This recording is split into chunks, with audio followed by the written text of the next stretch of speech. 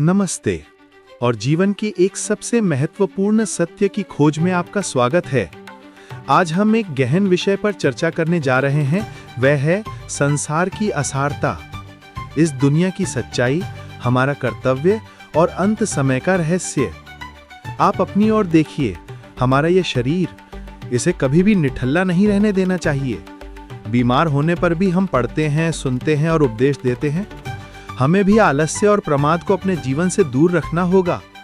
ये दोनों बहुत हानिकारक हैं। इनका उपाय करना ही होगा, अन्यथा बड़ी भारी कठिनाई है।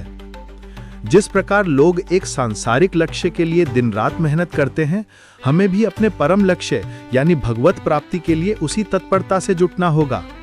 क्या आप जानते हैं कि एक साथ 3 काम करने का रहस्य क्या है, जो किसी भी योगी या साधु को आपसे पीछे छोड़ सकता है? और क्या आप ये समझना चाहते हैं कि अंत समय में भगवान का नाम उच्चारण मात्र से कल्याण क्यों हो जाता है? इसमें प्रभु की न्यायशीलता, समता और दयालुता का कैसा विलक्षण मेल है। इस संसार के सुखों की असारता को समझकर कैसे हम अपने जीवन को प्रेम और श्रद्धा के सही आधार पर स्थापित कर सकते हैं, यही सब जानने के लिए इस वीडियो में हमारे साथ अंत तक बने रहें।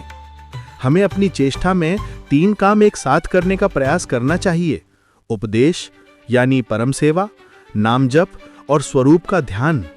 याद रखें, शरीर से सेवा, श्वास से जप, मन से ध्यान, ये तीनों काम साथ में करने वाला प्रत्यक्ष धन लूट रहा है।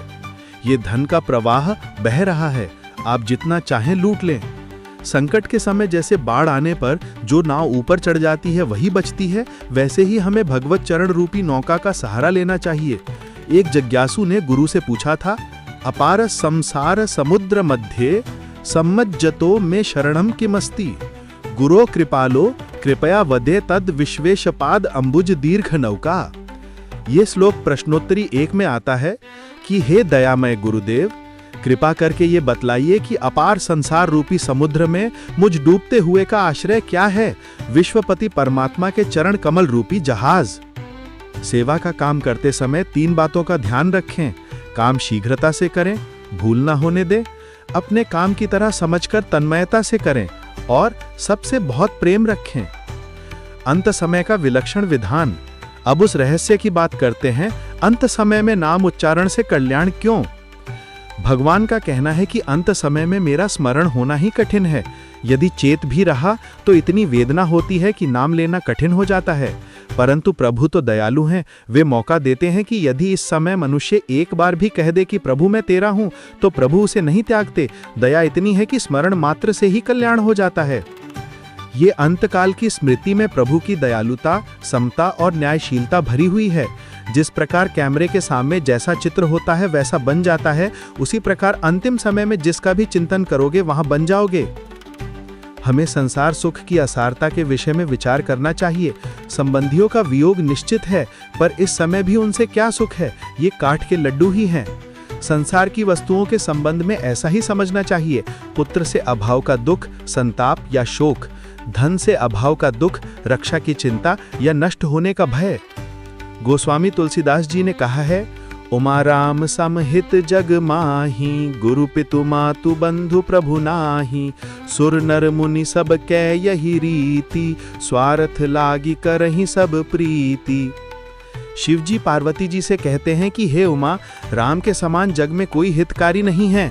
सबकी यही रीति है कि वे स्वार्थ के लिए ही प्रीति करते हैं। इसीलिए इस मोह जाल से बाहर निकलने का रास्ता है। मन से मेरापन हटा लें और ऐसा रूप धारण करें जैसा भगवान ने गीता में कहा है, प्रकाशं च प्रवृत्तिं च मोहमेव च पांडव, न द्वेष्टि संप्रवृत्तानि न निवृत्तानि कांक्षति। ये श्रीमद् भगवत गीता के अध्याय 14 के श्लोक 22 में है कि हे अर्जुन, जो पुरुष सत्व गुण के कार्य रूप प्रकाश को तथा तमोगुण के कार्य रूप मोह को भी न तो प्रवृत्त होने पर उनसे द्वेष करता है और न निवृत्त होने पर उनकी आकांक्षा करता है।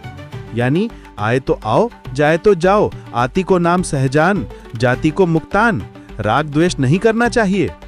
प्रश्न उठता है, प्रेम और श्रद्धा में अधिक महत्व किसका है? श्रद्धा मूल जड़ है। बिना श्रद्धा का प्रेम मूल्यवान नहीं है। प्रहलाद ने श्रद्धा से ही खंबे से परमेश्वर को प्रकट कर दिया। अरे भाई, विश्व में किसी में तो श्रद्धा करो। शास्त्र रूपी नौका का, ईश्वर का, महात्मा का किसी का तो आधार होना चाहिए। स्वतंत्र रहा कि डूबा। पापों से बचने का उपाय यही है कि परलोक, ईश्वर और महात्मा में श्रद्धा हो। भजन करते करते ही भजन में और भजनीय प्रभु में प्रेम हो जाता है। वैराग्य और चरम लक्ष्य। प्रेम का मूल्य भक्ति के मार्ग में है। ईश्वर में परम प्रेम, अनुराग ही असली भक्ति है।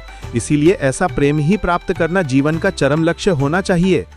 याद रखें, अपनी श्रेष्ठता की इच्छा को त्यागना ही होगा, क्योंकि अपने आप को श्रेष्ठ मानना ही सबसे बड़ा पाप है। ये भाव हटने से ही भगवान मिलेंगे। भगवान की प्राप्ति में केवल यही एक बाधा हो रही है। आपको अपने सारे जीवन को भगवान के ही अर्पण कर देना चाहिए। इतना वैराग्य हो जाए कि संसार के जितने भोग पदार्थ हैं सबसे घृणा हो जाए। विषय भोगों के त्याग के लिए श्लोक को याद कर लें। ये ही संस्पर्श जा भोगा दुख योनय एवते आदेन्तवन्तः कौन्तेय नाते शूरमते बुधः। ये श्रीमद् भगवद गीता के अध्याय 5 के श्लोक 22 में है कि जो ये इंद्रिय तथा विषयों के संयोग से उत्पन्न होने वाले सब भोग हैं वे दुख के ही हेतु हैं और आदि अंत वाले अर्थात अनित्य हैं। इसीलिए हे अर्जुन, बुद्धिमान विवेकी पुरुष उनमें नहीं रमता। विषयासक्त पुरुषों का संग और नास्तिकों का संग ही सबसे अधिक खराब है। विषयों की अपेक्षा भी विषयी पुरुषों का संग भयानक है। इसके विपरीत सत्संग में रहें तो विषयों का प्रभाव नहीं पड़ सकता। जैसे गंगा के किनारे धूप का असर कम होता रहता है। प्यारे मित्रों, हमने देखा कि संसार असार है और हमारा जीवन का लक्ष्य केवल एक है, परमात्मा का परम प्रेम प्राप्त करना। हमें आलस्य को त्यागना है, श्रद्धा को जीवन का आधार बनाना है और सबसे बढ़कर अपनी श्रेष्ठता की इच्छा को त्यागना है। याद रखें, निरंतर 3 काम साथ में करें, सेवा, जप और ध्यान। अंत समय का लाभ लेने के लिए अभी से प्रभु मैं तेरा हूं का दृढ़ भाव करें।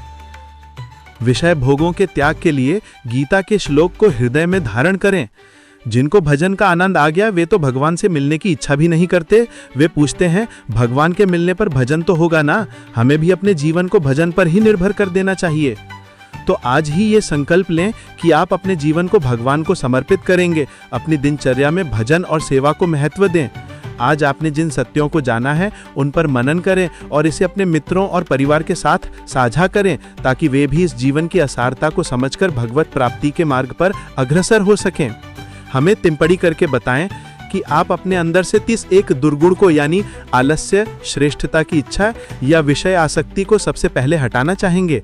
मिलते हैं अगले वीडियो में। तब तक के लिए अपना ध्यान रखें और हरि नाम का जप करते रहें। धन्यवाद।